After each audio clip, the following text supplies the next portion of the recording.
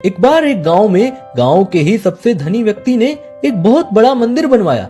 मंदिर जब बन के तैयार हुआ तो बहुत से दर्शनार्थी मंदिर में दर्शन लाभ के लिए पहुंचने लगे। मंदिर की भव्यता को देख लोग मंदिर का गुणगान करते नहीं थकते थे।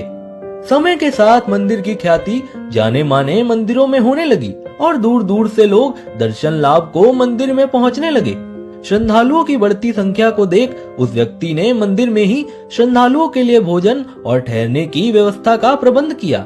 लेकिन जल्द ही उन्हें एक ऐसे व्यक्ति की आवश्यकता हुई जो मंदिर में इन सभी व्यवस्थाओं की देखरेख करे और मंदिर की व्यवस्था बनाए रखे। अगले ही दिन उसने मंदिर के बाहर एक व्यवस्थापक के लिए नोटिस लगा दिया। नोटिस को देख कई लोग उस धनी व्यक्ति के पास आने लगे। लोगों को पता था कि यदि मंदिर में व्यवस्थापक का काम मिल जाएगा तो वेतन भी बहुत अच्छा मिलेगा। लेकिन वह धनी व्यक्ति सभी से मिलने के बाद उन्हें लौटा देता और सभी से यही कहता कि मुझे इस कार्य के लिए एक योग्य व्यक्ति चाहिए जो मंदिर की सही से देखरेख कर सके। बहुत से लोग लौटाए जाने पर उस धनी पुरुष को मन ही मन गालियां देते। कुछ लोग उसे मूर्ख और पागल भी कह देते थे, लेकिन वह किसी की बात पर ध्यान नहीं देता और मंदिर की व्यवस्थापक के लिए एक योग्य व्यक्ति की खोज में लगा रहता। वह व्यक्ति रोज सुबह अपने घर की छत पर बैठकर मंदिर में आने वाले दर्शनार्थियों को देखा करता। एक दिन एक बहुत ही गरीब व्यक्ति मंदिर में भगवान के दर्शन को आया। धनी व्यक्ति अपने घर की छत पर बैठा उसे देख रहा था। उसने फटे हुए और मैले कपड़े पहने थे। देखने से बहुत पढ़ा लिखा भी नहीं लग रहा था। जब वह भगवान के दर्शन करके जाने लगा तो उस धनी व्यक्ति ने उसे अपने पास बुलाया और कहा, क्या आप इस मंदिर की व्यवस्था संभालने का काम करेंगे?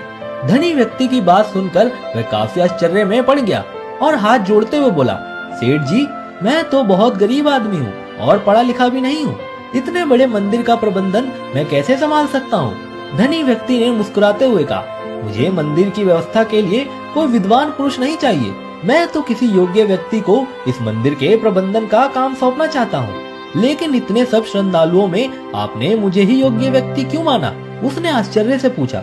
धनी व्यक्ति बोला, मंदिर के रास्ते में मैंने कई दिनों से एक ईंट का टुकड़ा गाड़ा था जिसका एक कोना ऊपर से निकल आया था। मैं कई दिनों से देख रहा था कि उस ईंट के टुकड़े से कई लोगों को ठोकर लगती थी और कई लोग उस ईंट के टुकड़े से ठोकर खाकर गिर भी जाते थे।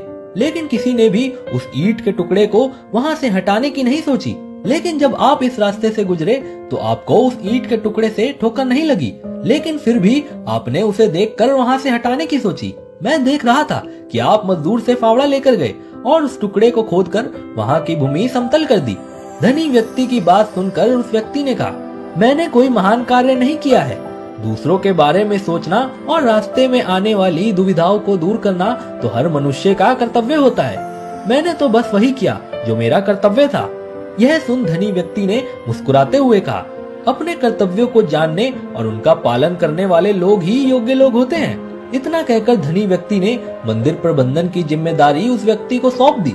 दोस्तों, आपको ये स्टोरी कैसी लगी कमेंट करके जरूर बताइएगा और इसी तरह की इंस्पिरेशनल वीडियो देखने के लिए हमारे पेज को फॉलो कीजिएगा।